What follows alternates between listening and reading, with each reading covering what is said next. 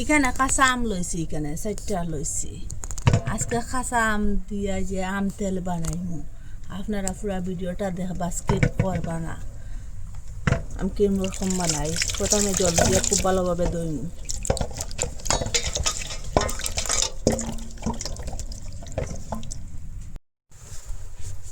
এটার জলটা খুব ভালোভাবে মুছিমু। দেখুন এই যে এটা টুটা ফেলাই দিব, এটার মধ্যে খস পারে। দেখুন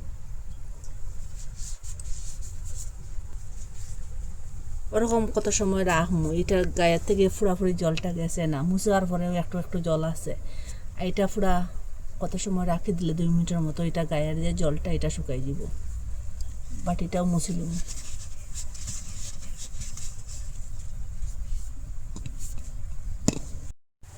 এটা যে গায়ে যেটা জল আসলো পুরাপুরি শুকাই গেছে। দেখুন এইটার মধ্যে এখন জল নাই। আর একটা তালনি লইছি, তালনিটাও মুছি নিলাম, জল নাই এটার মধ্যে। এখন কাটে কাটে তালনির মধ্যে দিব।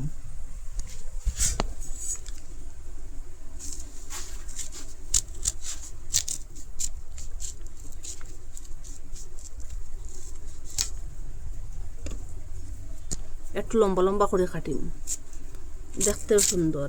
লম্বা লম্বা করে কাটলে দেখুন একটা প্লেটের মধ্যে রাখি দিলাম। ওরকম করে সবটা কাটি লিছি,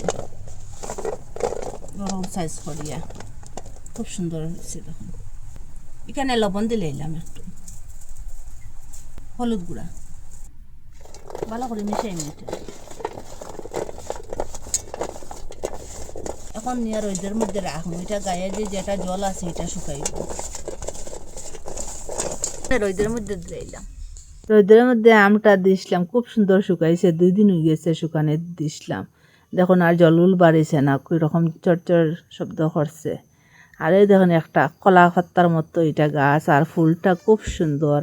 আপনারা এই ফুলের নাম জানেননি, কমেন্টের মধ্যে নিশ্চয় জানাইবা। আরও একটা ধরছে দেখুন, কলা যে থুরের মতো এটা দিছে। কেন আম তেল বানাইবার লাগে মশলা লইছি, তেজপাতা লইছি, আর ডালচিনির পাতা, চিনাবাদাম, শুকনা মরিচ, আর এই যে আজওয়াইন, এলাচ, ডালচিনি, ধনিয়া, সব সাদা শস্য, জিরা, এগুলো এখন আমি একটু গরম গরম বাজিম। এখানে স্বাদ মতো লবণ দিলে এলাম, একসাথে বাজা হয়ে যাব। ওরকম বাজার পরে এখন উঠাইলাম এটা সবটা। সেম কড়াই তেল দিয়ে দিলাম, পাঁচফোড়ন দিলাম 1 চামচ। এগুলো ঠান্ডা হয়ে গেছে, এখন মিক্সারের মধ্যে লইলাই।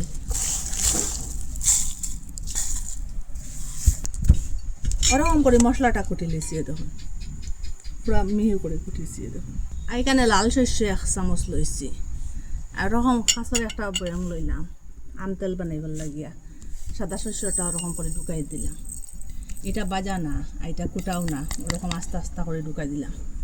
আর এখান থেকে মশলা ঢুকাই দিলাম। 1 চামচ মরিচের গুঁড়া দিলাম এখানে। আর আগে হলুদ গুঁড়া দেওয়া আছে, একটু দিলাম হলুদ গুঁড়া। আগের লবণ দেওয়া আছে, আর একটু লবণ দিয়ে দিলাম। আর তেলটা গরম করে রাখলাম, এটা ঠান্ডা হয়ে গেছে। এটা ঠান্ডা করে ঢুকাইবা, নাইলে গরম গরম ঢুকাইলে এটা বয়মটা ফাটে যাব গিয়া।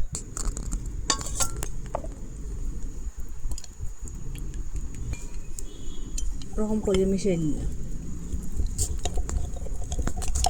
আর আমটা 2 দিন শুকানি দিয়েছিলাম, খুব সুন্দর শুকাইছে। দেখুন জলটা নাই এটার মধ্যে, জলটা শুকাই গেছে। এখন আমি ওরকম করে দিলাম আমটা। খুব সহজে একবার চেষ্টা করলে আপনারা বানাইতে পারবা। বড় যেটা উপকরণ থাকে সেই উপকরণ দিয়ে বানাইতে পারবা। তেলটা কিন্তু বড়িয়া দিবা, ডিবাটা তেলটা কম দিবা না, এটা পুরা বড়িয়া দিবা তেলটা। অনুপুর থেকে আমি তেল ডালিলাম আর মাঝে মধ্যে এটা পুরা 1 মাস রোদের মধ্যে দিবা। রোদের মধ্যে দিলে এটা আর নষ্ট হইতো না। আর একটু ভিনেগার দিলাইবা। আমি আপনারা দেখাইছি না ভিনেগারটা দিতে সময়, আপনারা ভিনেগারটা দিবা। যদি আম তেল বানাইয়া ঘরে রাখুন, পুরা বছর জুড়ে রাখতে পারবা। আপনারা ঘরের অল্প খরচ দিয়েও বানাইতে পারবা আম তেল। আপনারা তো কত আচার বানাইয়া রাখছুন, ওরকম একদিন আম তেল বানাইয়া রাখবা। আর ওই যে তেলটা এটা শুকা হয়ে যাব, আমার থেকে সব রসটা বাড়িয়া এটা টেঙ্গা, এটা এই তেল দিয়ে আপনারা রুটিও খাইতে পারবা, ভাতও খাইতে পারবা।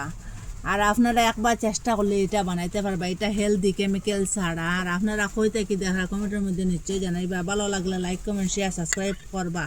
আর আজকের ভিডিও এখানে শেষ, নতুন একটা ভিডিও নিয়ে ফিরে আসবো বন্ধুরা।